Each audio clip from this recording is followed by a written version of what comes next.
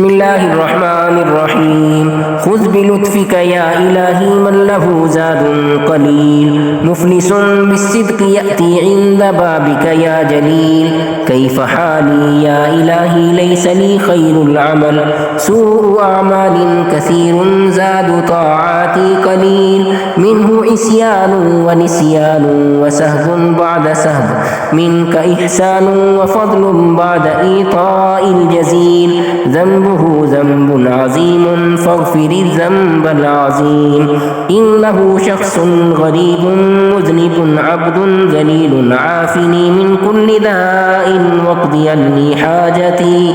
إن لي قلبا سقيما أنت من يشفي العليل كل نار أبردي يا ربي في حقي كما قلت قلنا يا نار كوني أنت في حق الخليل قال يا ربي ذنوبي مثل رمل لا تعد